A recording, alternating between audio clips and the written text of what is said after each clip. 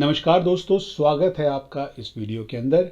और आज हम चर्चा करने वाले हैं या इस वीडियो के अंदर हम चर्चा करने वाले हैं 4 3 8 जैसे थॉट प्लेन, विचार प्लेन, थिंकिंग, लॉजिक और प्लानिंग।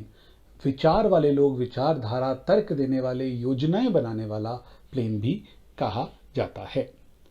तो दोस्तों, आपने देखा कि हमने एक स्क्वायर बनाया, उसमें बेसिकली हम ये बात करना चाहते हैं कि ये जो 4 3 8 हैं वो किस ग्रहों को दर्शाते हैं, किस प्लैनेट को दर्शाते हैं। तो हमने सबसे पहले देखा कि जो 4 3 8 हमें पता है कि यहां पे बनता है।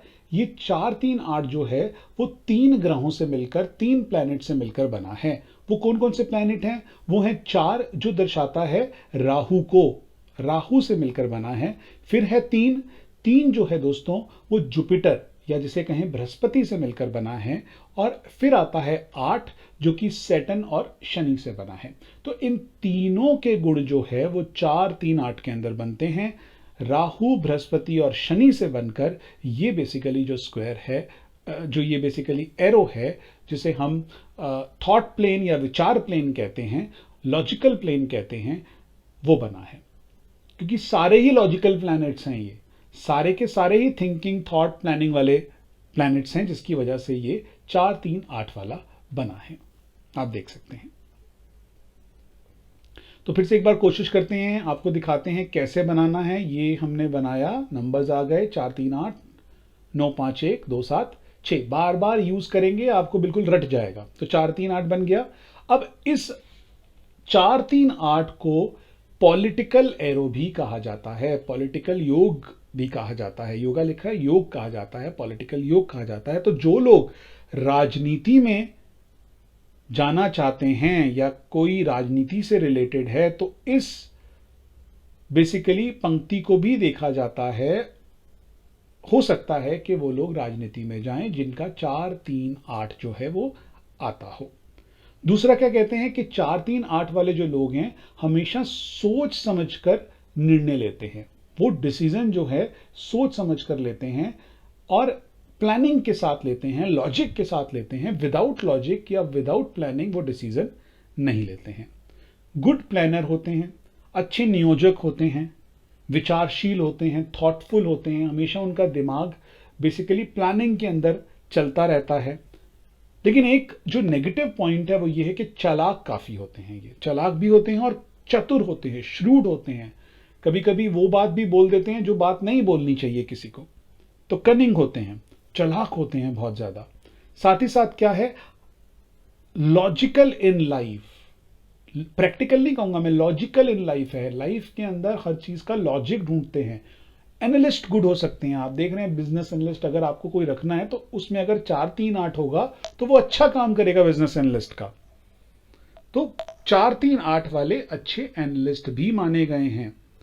अच्छा, साथ साथ क्या देखा गया है कि ये इन्वॉल्व हो जाते हैं कुछ इलिसिट वर्क या नॉन एथिकल वर्क में, गैर कानूनी काम में या गैर नैतिक काम के अंदर भी ये लोग शामिल हो जाते हैं और उससे अच्छा कमाते भी हैं। अगर उस काम के अंदर ये काम, अगर उस तरह का ये काम कर रहे हैं तो उसके अंदर अच्छा कमाएंगे भी।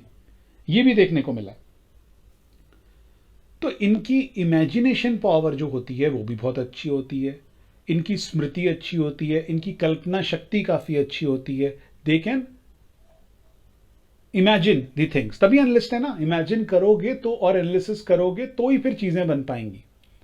तो इमेजिन भी कर लेते हैं, डेटा अगर पड़ा हो तो उसको एनालाइज भी कर लेते हैं। तो इस तरह के, क्योंकि थॉट बहुत अच्छा है, क्योंकि लॉजिक है, प्लानिंग है। साथ ही साथ इसके अंदर जो एक और चीज देखी गई है वो ये है कि आर्ग्यूमेंटेटिव हो सकते हैं। ये लोग आर्ग्यूमेंटेटिव हो सकते हैं, आपसे आर्ग्यूमेंट्स कर सकते हैं और आर्ग्यूमेंट में फिर ये रुकते नहीं है। तो इनसे बहस करना एकदम जरूरी नहीं है। अगर आप इनसे बहस करोगे तो ये बहस में जीत सकते हैं 4 3 8 वाले, या शांत हो जाएगा या जीत जाएगा। इस तरह के लोग जो हैं वो 4 3 8 वाले होते हैं।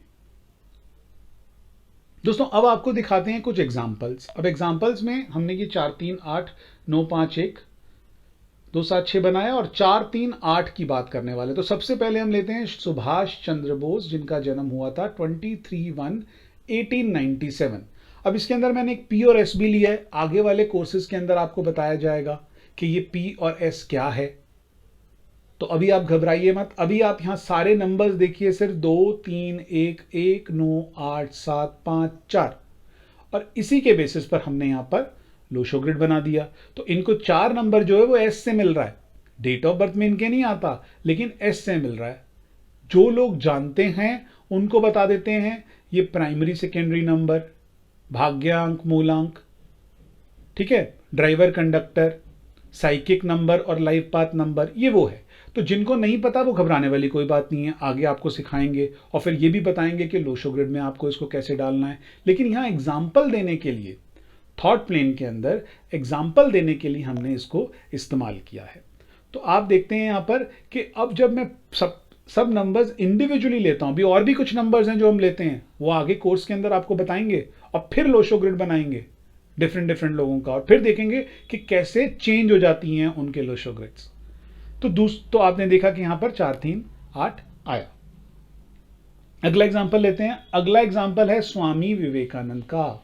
स्वामी विवेकानंद का भी डेट ऑफ बर्थ हमने लिया 12/1/1863, और फिर 3 और 4 नंबर लिए, ड्राइवर कंडक्टर या साइकिक और लाइफ पाथ नंबर, और फिर हमने जब बनाया तो फिर यहां पर बना इनका लोशो ग्रिड। आप देखते हैं स्वामी विवेकानंद हो, सुभाष चंद्र बोस हो, ये सब बहुत थिंकिंग लॉजिकल वाले लोग थे, प्लानिंग वाले लोग थे। अभी जितने हमने एग्जाम्पल देखे हैं, जितने भी हमने चर्चा करी उनकी कैरेक्टरिस्टिक्स के ऊपर, वो सब इनके ऊपर बहुत अच्छे तरीके से लागू होती हैं। तो फिर देख रहे हैं आप 4 3 8 इनका बन रहा है।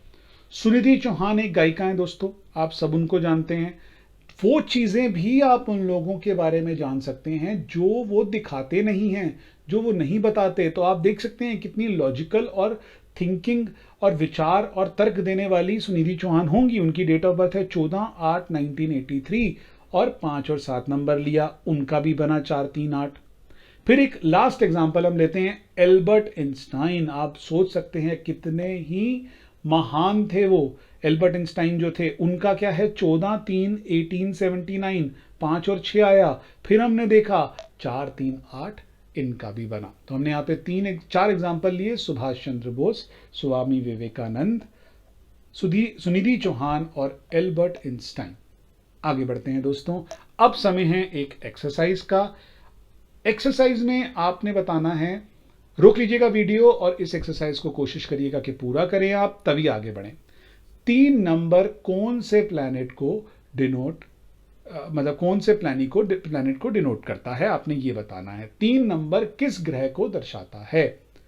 उसी तरह से 4 3 8 एरो ऑफ स्ट्रेंथ जो है, बेसिकली हमें क्या क्या बताता है। वो जो 7 8 पॉइंट्स हैं उसे तो आप रट लें, आगे आप पढ़ते रहेंगे, धीरे धीरे आपको और जानकारी मिलती रहेगी।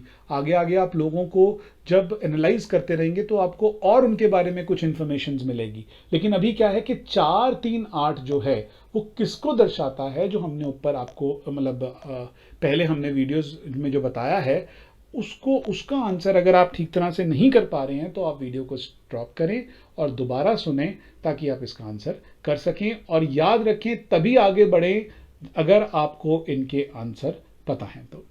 बहुत बहुत शुक्रिया आपका दोस्तों, मिलता हूं आपको अगली वीडियो में। नमस्कार।